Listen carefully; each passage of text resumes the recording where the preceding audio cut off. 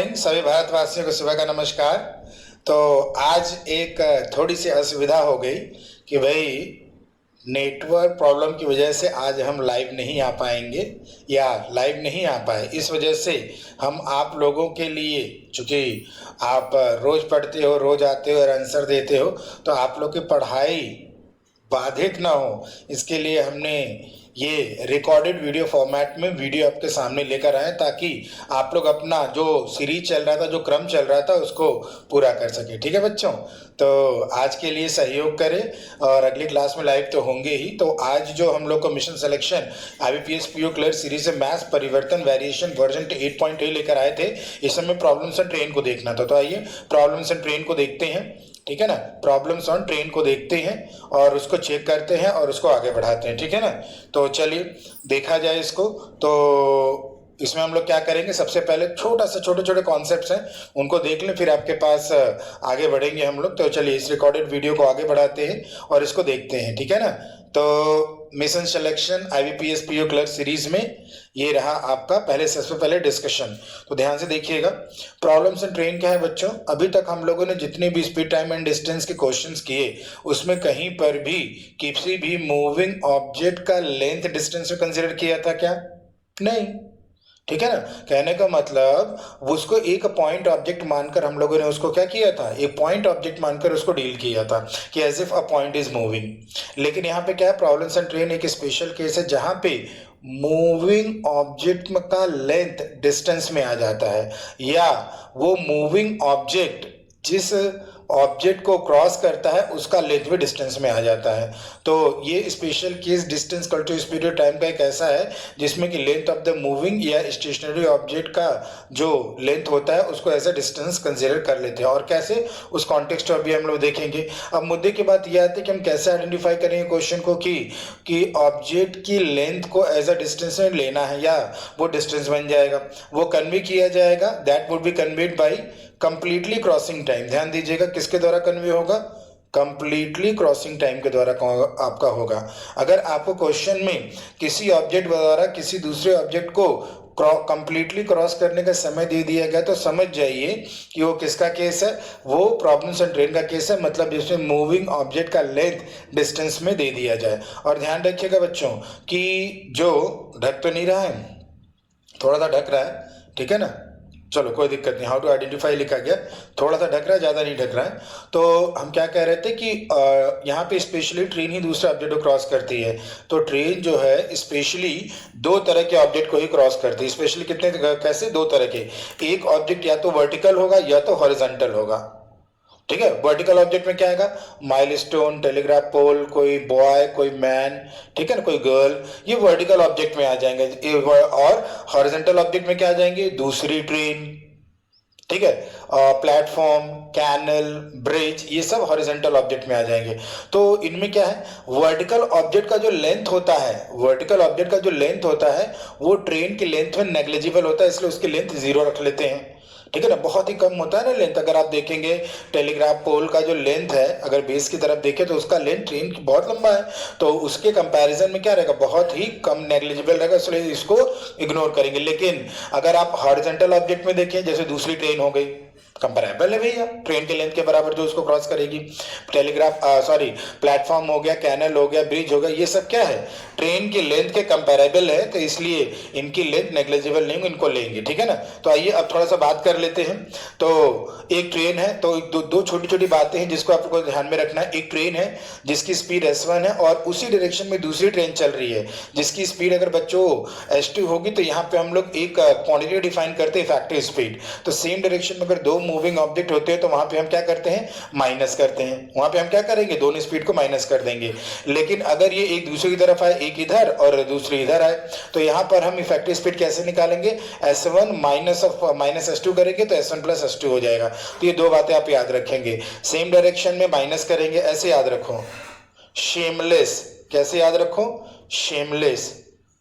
Same के case में क्या करेंगे बच्चों, लेस करेंगे। सेम के केस में क्या करेंगे बच्चों, लेस करेंगे। यानी कि अगर दो मूविंग ऑब्जेक्ट सेम डायरेक्शन में आएंगे तो लेस करेंगे माइनस, दूसरा अपने आप याद रहेगा, उसको रटने की जरूरत बच्चों नहीं है, ठीक है ना। फिर आगे बढ़ते हुए अब सारे केसेस अब हम लोग डिस्कस करने जा रहे हैं, तो हम इस स्लाइड को एकदम फोकस्ड वे में देखिएगा।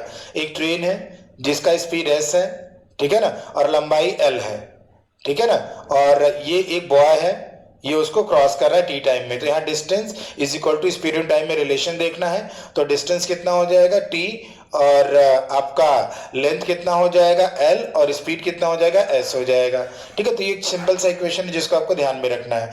उसके बाद एक दूसरी ट्रेन है जिसकी मतलब दूसरा केस है, एक ट्रेन है जिसका स्पीड s1 है और लेंथ l है। इसी तरह अगर बात करें, ये अगर लड़का ट्रेन के डायरेक्शन में ही s2 स्पीड से दौड़ने लगे और बोला जाए कि ट्रेन इस दौड़ते हुए लड़के को टी टाइम में पूरी तरह क्रॉस कर रही है, तो distance is equal to speed into time में टाइम तो वही t होगा, टी टाइम में क्रॉस करे, लेंथ क्या हो जाएगा, केवल ट्रेन की लेंथ होगी, और स्पीड s1 माइनस s2 हो जाएगी, जहां s है वहां s1 माइनस s2।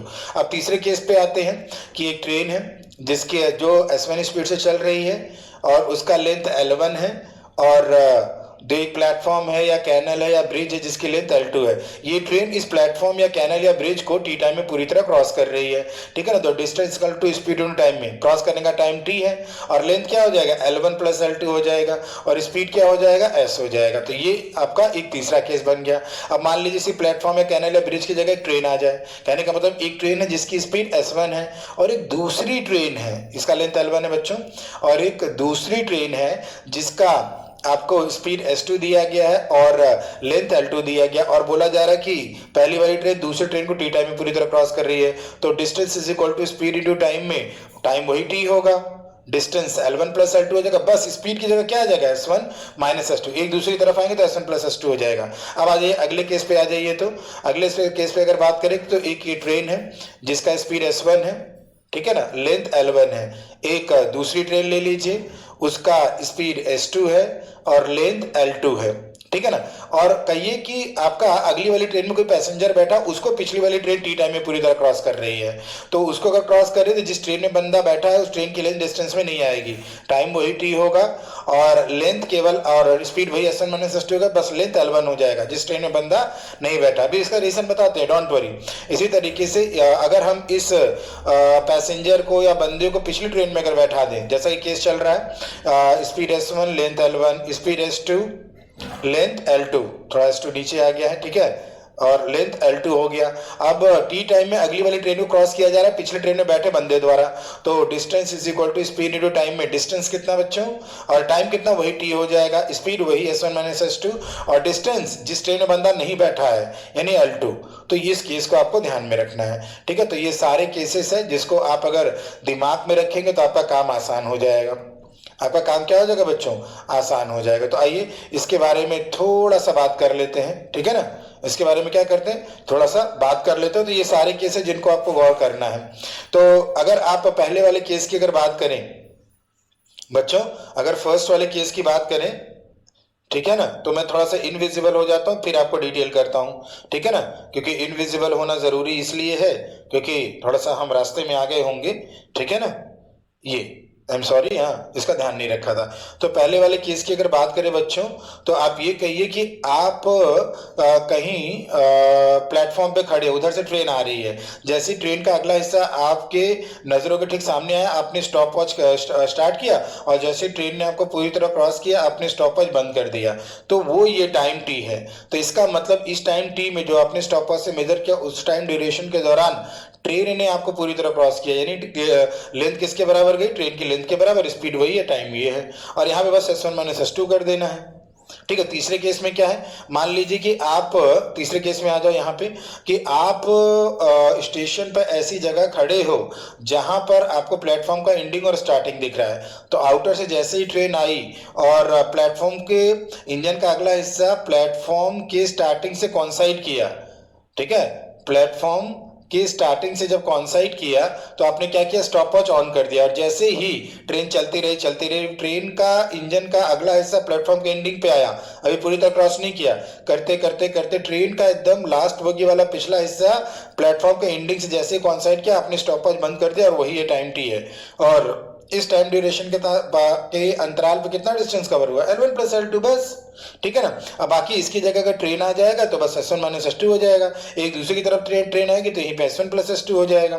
और यहाँ पे क्या है बच्चों, यहाँ पे यहाँ पे क्या है बच्चों, यहाँ पर क्या है, इस बंदे को क्रॉस करने का समय दिया गया, ध्यान दीजिएगा, इस बंदे को क्रॉस करने का समय दिया गया है। तो जब ट्रेन आएगी तो टाइमर यहाँ स्टार्ट होगा और जैसे इसको क्रॉस कर लेगा टाइमर बंद हो जाएगा, ठीक है ना। तो मतलब ऐसे अभी आ रही है ट्रेन, आ रही है, अभी टाइमर स्टार्ट नहीं, टाइमर स्टार्ट, यहाँ टाइमर स्टार्ट हुआ और जैसे ही ट्रेन का पिछला हिस्सा इससे कॉन्साइड किया टाइमर बंद हो गया। इसका मतलब पिछली वाली ट्रेन ने अगले वाले ट्रेन में बैठे उस बंदे को क्रॉस किया, न कि पूरी ट्रेन को, क्योंकि ये टाइम क्या है, उस बंदे को क्रॉस करने का टाइम दिया गया, न कि पूरी ट्रेन को क्रॉस करने का टाइम दिया गया है, ठीक है ना।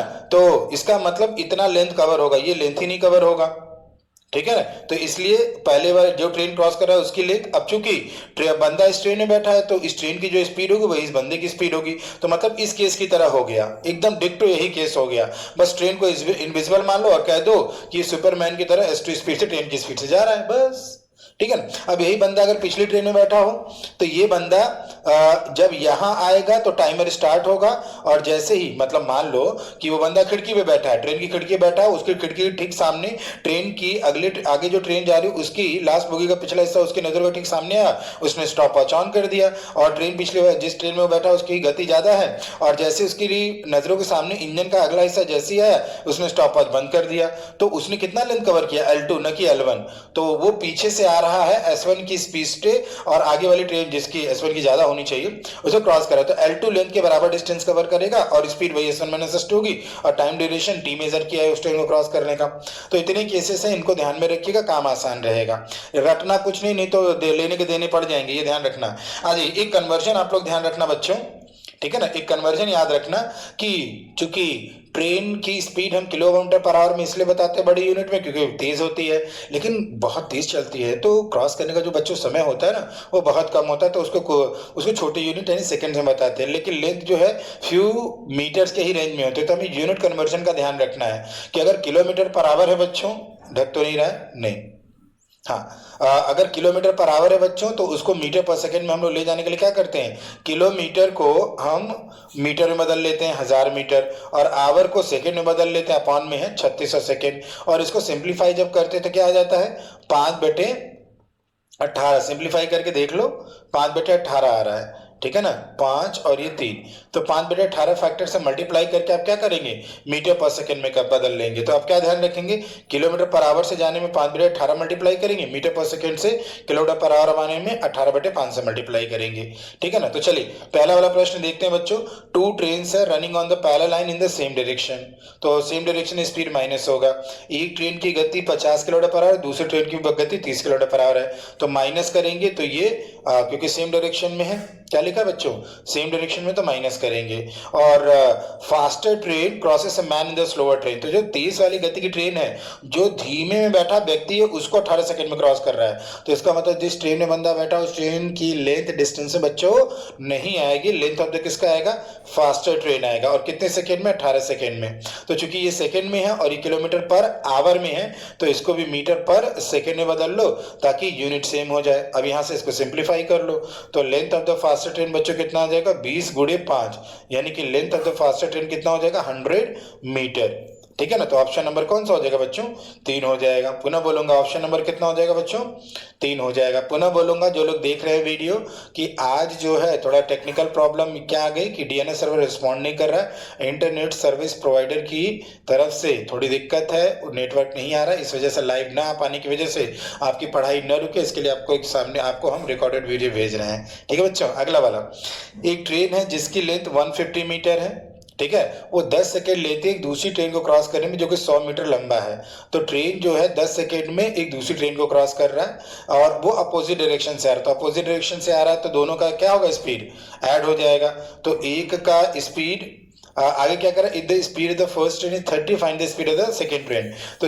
तो पहले ट्रेन की स्पीड 30 किलोमीटर पर आवर है, 30 किलोमीटर पर आवर है। दूसरे ट्रेन की speed x kilometre per hour है, तो 30 plus x kilometre per hour हो जाएगा, ठीक है ना, किलोमीटर पर आवर हो जाएगा। और एक ट्रेन की लंबाई बच्चा 150 है और दूसरे ट्रेन की लंबाई 100 है। ये टोटल दूरी तय होगी जैसा कि हम लोगों ने बात की है, ठीक है ना। और कितने सेकेंड में दोनों एक दूसरे की तरफ जब आती है तो ट्रेनें एक दूसरे को कितने समय में क्रॉस करें, 10 सेकेंड्स में। तो इसको मीटर पर सेकेंड में ले आओ और इक्वेट कर दो, ठीक है ना। तो इक्वेट करके बच्चों ये कितना हो जाएगा, अब इसको सॉल्व कर लो। तो 250 बराबर 30 प्लस एक्स और इंटू 50/18 कर लो।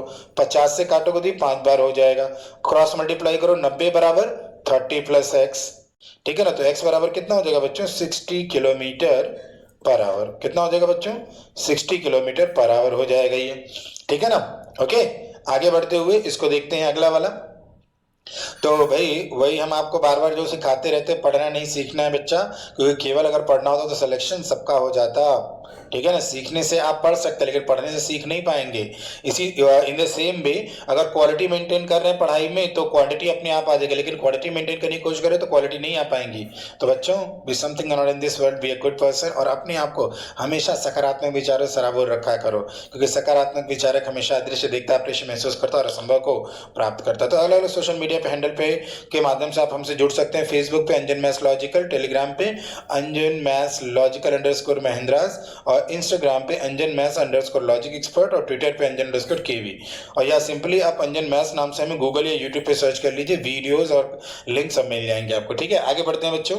तो अगला क्या है, ट्रेन ए जो है पोल को क्रॉस कर रही है। अब ध्यान देना, जो पहला वाला केस बताए थे ना कि आदमी को क्रॉस कर रहा है, तो वो वाला केस, उस आदमी की जगह आप कोई पोल भी ले आओ या टेलीग्राफ पोल ले आओ या ट्री ले आओ जिसकी लेंथ नेग्लिजिबल हो, तो वो पहला वाला केस सब में लगेगा। तो ट्रेन ए एक पोल को क्रॉस कर रही है 25 सेकेंड में, और दूसरी ट्रेन बी जो है पोल को क्रॉस कर रही है 1 मिनट 15 सेकेंड। तो 1 मिनट 15 सेकेंड को आप क्या कहेंगे, इसको आप कह लेंगे 75 सेकेंड। फिर क्या करेंगे बच्चों आप लोग, 75 सेकेंड। अगर लेंथ ट्रेन ए की लेंथ हाफ और ट्रेन बी की, तो बच्चों ये बताओ, अगर दोनों ट्रेनें पोल को ही क्रॉस कर रहे हैं तो डिस्टेंस किसके बराबर जाएगा, केवल ट्रेन की लेंथ के बराबर। तो हम ए और बी का अगर करें, और हमें किसका रेशियो निकालना है, ratio between the speed. Speed क्या होगा, डिस्टेंस अपॉन टाइम।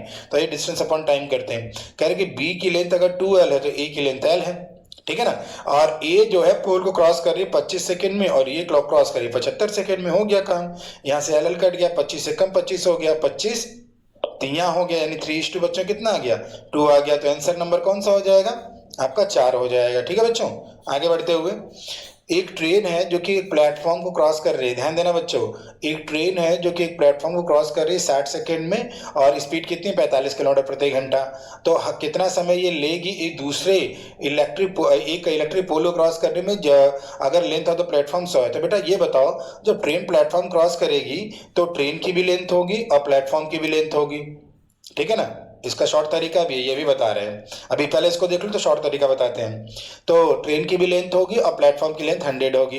अब भैया ट्रेन जो है प्लेटफॉर्म क्रॉस कर रहा है तो स्पीड में केवल कौन आएगा, केवल ट्रेन की नहीं स्पीड आएगी। तो ट्रेन की स्पीड 45 किलोमीटर पर आवर है, और वो प्लेटफॉर्म को कितने सेकंड में, 60 सेकंड में क्रॉस करते हैं। तो इसको मीटर पर सेकंड में बदलकर यूनिट सेम कर लो, ठीक है ना। तो 6 3 18 और 6 10 में, और 3 ये 15, 15 5 75, यानी कि L + 100 बच्चों कितना आ गया, 750, यानी L बराबर कितना आ गया, 650 मीटर। यानी ट्रेन की लेंथ कितनी होगी बच्चों, 650 मीटर हो गई।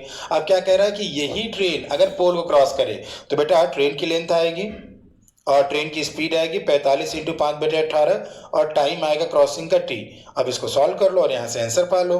तो यहाँ से t के लिए सॉल्व करो तो कितना आ रहा है बेटा, 52 सेकेंड्स आ रहा है। कितना आ रहा है, 52 सेकेंड्स आ रहा है। सॉल्व तो हो ही जाएगा, बहुत ईजी है, ठीक है ना। ओके, तो इजीली आप इसको सॉल्व करके 52 सेकेंड पा सकते हैं। देखो क्विकली कैसे करोगे, ध्यान देना, क्विकली कैसे करोगे कि आप क्या करो ना, ट्रेन की लेंथ के बराबर, जो ट्रेन की लेंथ कितनी है 100 मीटर है, तो ये पता करो ट्रेन की लेंथ के बराबर अगर 45 किलोमीटर प्रति घंटे की चाल से, यानी 45/5/18 मीटर पर सेकेंड की चाल से अगर 100 मीटर की दूरी तय की गई तो कितना टाइम लगेगा, ये टाइम लगेगा आपका 8 सेकेंड।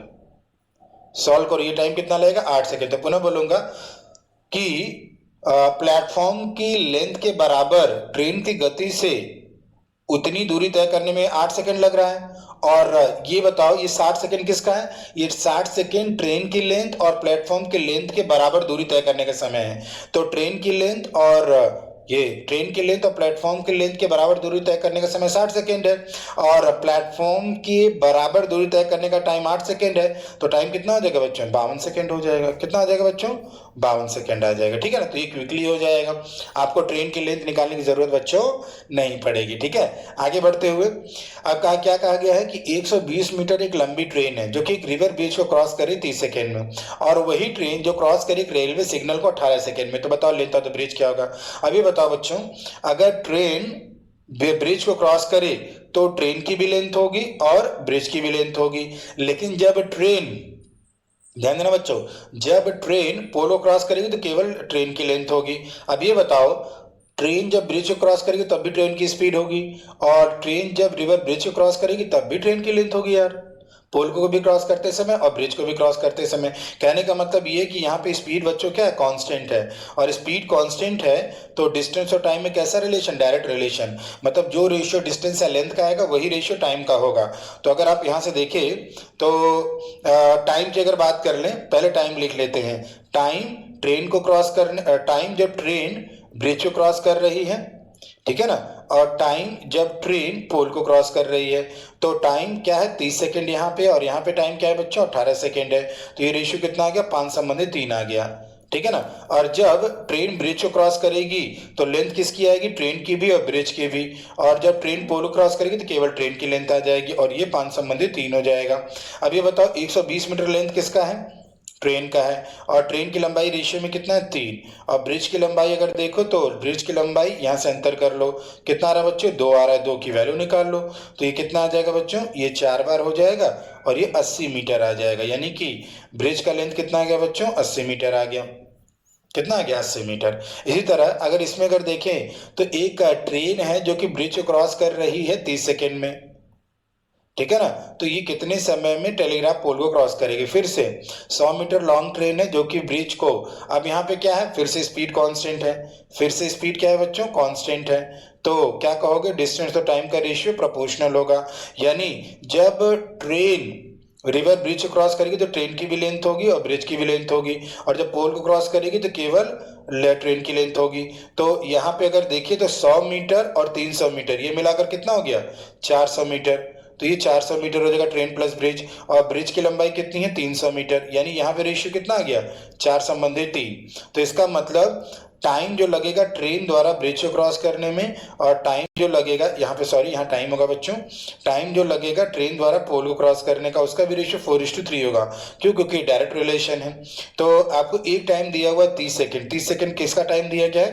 ट्रेन द्वारा ब्रिज को क्रॉस करने का, नहीं 4 हिस्से की वैल्यू, और ट्रेन द्वारा पोल को क्रॉस करने का 3 की वैल्यू निकालनी है, और ये कितना आ जाएगा बच्चों? 7.5 सेकेंड। कितना आ जाएगा? 7.5 सेकेंड आ जाएगा। ठीक है, फिर अगला वाला देखते हैं। तो यहाँ पे ढक तो नहीं रहा है, थोड़ा सा ढक रहा है, हिंदी वाला पोर्शन थोड़ी देर के लिए पढ़ लो। तो क्या कहा गया कि 2 ट्रेन है जो पैरेलल ट्रैक पे चल रही है, अगर वो सेम डायरेक्शन में चल रही है तो फास्टर ट्रेन जो है स्लोअर ट्रेन को क्रॉस कर रही है 2 मिनट 5 सेकेंड में, यानी ये कितना हो जाएगा? 125 सेकेंड। ठीक है ना, और जब अपोजिट डायरेक्शन में अगर वो चल रही है उतनी ही स्पीड जैसा पहले है, तो वो एक दूसरे को 1 मिनट 15 सेकेंड में यानी 75 सेकेंड में क्रॉस कर लेती हैं। तो बताइए रेशियो आप उनकी स्पीड का क्या होगा? तो बच्चों ये बताओ, चाहे वो एक बार जब सेम डायरेक्शन में जा रही हैं और एक बार जब कहाँ गया? अपोजिट डायरेक्शन में जा रही है। अब मैं वापस आ जाता हूँ, एक बार सेम डायरेक्शन में जा रही है और एक बार अपोजिट डायरेक्शन में जा रही है। तो बच्चों ये बताओ, जब चाहे सेम डायरेक्शन में जाए चाहे अपोजिट डायरेक्शन में जाए, फिर से बोलूंगा बच्चों, चाहे सेम डायरेक्शन में जाए चाहे अपोजिट डायरेक्शन में जाए, ठीक है ना, चाहे सेम डायरेक्शन में जाए चाहे अपोजिट डायरेक्शन में जाए, डिस्टेंस या लेंथ किसके बराबर तय होगा? डिस्टेंस या लेंथ किसके बराबर तय होगा? दोनों ट्रेन की लंबाई के बराबर। अब चाहे सेम डायरेक्शन में जाए चाहे डिफरेंट डायरेक्शन में जाए, तो टोटल डिस्टेंस किसके बराबर कवर होगा? दोनों ट्रेन की लंबाइयों के बराबर। यानी कि यहाँ पर डिस्टेंस कांस्टेंट है, यहाँ पे क्या कांस्टेंट है? डिस्टेंस अगर कांस्टेंट है तो हम क्या कहेंगे? Speed is inversely proportional to time, मतलब जो टाइम का रेशियो उसका इनवर्स कर देंगे तो स्पीड मिल जाएगा। तो टाइम जब सेम डायरेक्शन में जा रहे हैं और टाइम जब अपोजिट डायरेक्शन में जा रहे हैं तो सेम डायरेक्शन वाला टाइम कितना है 125 सेकेंड, अपोजिट डायरेक्शन वाला टाइम कितना है 75 सेकेंड, रेशियो कितना हो गया 5 संबंधित 3। तो सेम डायरेक्शन अगर एक की स्पीड s1 हो दूसरे की स्पीड s2 हो तो सेम डायरेक्शन वाला टाइम कितना हो जाएगा स्पीड s1 - s2, और अपोजिट डायरेक्शन वाला क्या हो जाएगा s1 + s2। और ये रेशियो बच्चों कितना है 5 संबंधित 3। ये रेशियो बच्चों कितना है उलट जाएगा ना, सॉरी 1/5 1/3, यानी कि क्या हो जाएगा 3 संबंधित 5। अब आपको क्या निकाल लेना है s1:s2 निकाल लेना है। तो बच्चों ये बताओ जब s1 - s2 आपका 3 है और s1 + s2 क्या है बच्चों 5 है, तो अगर इसको अगर जोड़ोगे तो s2 कट जाएगा, 2s1 = 8, तो s1 बराबर कितना हो जाएगा 4। अब s1 बराबर 4 है और s1 + s2 बराबर 5 है, तो ये कितना आ जाएगा 1 आ जाएगा, 5 - 1, तो ये आंसर हो जाएगा क्या 4 संबंधित 1। क्या हो जाएगा बच्चों 4 संबंधित 1। ठीक है ना, आगे बढ़ते हैं। इसी तरीके से यहाँ पे अगर हम लोग देखें, देखो पिछला वाला नहीं थोड़ा सा मिलता जुलता है, देख लो इसको भी। तो यहाँ पे थोड़ा सा समझने की जरूरत है, ठीक है ना। जिस ट्रेन में बंदा बैठा होता है उस ट्रेन की लेंथ डिस्टेंस में नहीं आती है। क्या कह रहा है, 2 ट्रेन है, एक ट्रेन ए है एक ट्रेन बी है, थोड़ा ध्यान दे देना फिर मैं वापस आता हूँ। ये 2 ट्रेन है ए और बी, ये ट्रेन ए है और ये ट्रेन बच्चों बी है, ठीक है ना। पैरेलल ट्रैक्स पे चल रही है, वो भी सेम डायरेक्शन में, ठीक है ना। ट्रेन ए जो कि पीछे से आ रही है 50 सेकेंड में ट्रेन बी को क्रॉस कर लेती है, तो time taken by train A to cross train B ये कितना है बच्चों 50 सेकेंड है। आगे क्या है, आगे बच्चा पढ़ते हैं।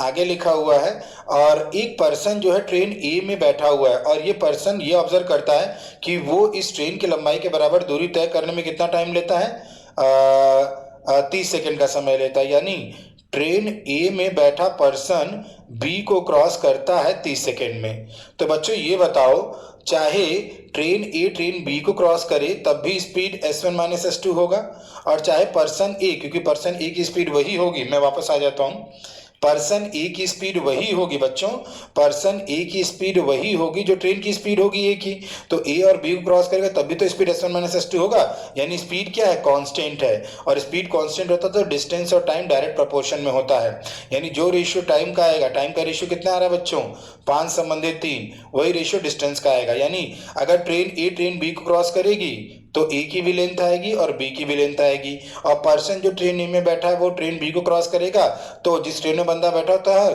उससे ट्रेन की लेंथ डिस्टेंस में नहीं आती है, यानी किसकी लेंथ आएगी बी की लेंथ आएगी, और ये कितना हो जाएगा बच्चों 5 संबंधित 3, ठीक है ना, ये हो जाएगा 5 संबंधित 3। तो आपको क्या दिया गया, लेंथ किसका दिया गया, थोड़ा गौर करिए। तो इसका मतलब 2:1 क्वेश्चन में जो दिया गया उसको यूज नहीं करना, तो बस उनके लेंथ का रेशियो बताना है, तो a:b बता देना है। तो बच्चों ये बताओ b कितना है, b आपका 3 है और a + b कितना है 5 है, तो a कितना हो जाएगा 5 - 3 हो जाएगा, यानी आंसर कितना हो जाएगा बच्चों 2 संबंधित 3 आ जाएगा। कितना रहेगा बच्चों 2 संबंधित 3 आंसर आ जाएगा। मेरे ख्याल से कोई दिक्कत नहीं हो रही होगी, ठीक है ना। आगे बढ़ते हुए तो अगला हम लोग चेक करते हैं बच्चों, ठीक है ना। हाँ, ये है आपका SBI क्लर्क मेंस का जो बैच चल रहा है आपका 5:30 बजे इंग्लिश, फिर 6:30 बजे GA और 7:30 बजे मैथ्स और 8:30 बजे रीजनिंग। इसको आप लोग देखते रहिएगा, महेंद्र ऑफिशियल यूट्यूब चैनल पर लाइव चल रहा है। 2 क्लासेस हो गए, यहाँ तीसरी क्लास चलेगी, तो डेटा इंटरप्रिटेशन का आज मैं तीसरा मॉड्यूल लेकर आऊंगा, ठीक है ना, तीसरा मॉड्यूल में लेकर आऊंगा। चलिए आगे बढ़ते हैं। तो फॉर योर माइंड, तो जैसा मैं आपके लिए हमेशा लेकर आता हूँ जब लाइव भी रहता हूँ, एक बार फिर से मैं खेद व्यक्त करना चाहूंगा बच्चों कि क्या हुआ था कि भाई आज नेटवर्क प्रॉब्लम होने की वजह से मैं लाइव नहीं आ पाया, तो मेरे प्यारे बच्चों का जो पढ़ाई है वो डिस्टर्ब ना हो, इसके लिए मैंने वीडियो को रिकॉर्ड करके आपके समक्ष रख दिया ताकि आपकी पढ़ाई में अवरोध उत्पन्न ना हो, ठीक है। तो अभी नेक्स्ट स्लाइड में आपको दे रहे हैं टेस्ट एप्टीट्यूड वर्जन 22.2 और 2 of 1 question before the next session, ठीक है। तो हमेशा बच्चा आपके माइंड के लिए हम कुछ ना कुछ ले आते हैं, तो इस बार हम आपके माइंड के लिए क्या लेकर आए, कितने घंटे आपने पढ़ा ये मायने नहीं रखता, आपने कितना सीखा ये मायने रखता है। तो अपनी पढ़ाई के घंटों पर गर्व ना करे बेटा, अपने काम पर गर्व करे, अपने सीखने पर गर्व करे कि आपने कितना सीखा है, तो ये बहुत जरूरी है, ठीक है ना। कभी कभी कहते नहीं है लोग यार बहुत ज्यादा घंटे आज पढ़ लिया, आज बड़ा संतुष्ट है, लेकिन एक बार थोड़ा अपने अंतर मन से पूछिए जितने घंटे आपने पढ़ा क्या उसमें कुछ सीखा, कुछ प्रोडक्टिवली, मतलब इन नेट इफेक्ट कुछ आगे बढ़े कि नहीं बढ़े, कुछ नए कॉन्सेप्ट सीखे, कुछ नया तरीका सीखा कि बस उसी को रगड़ते रह गए पुराने को।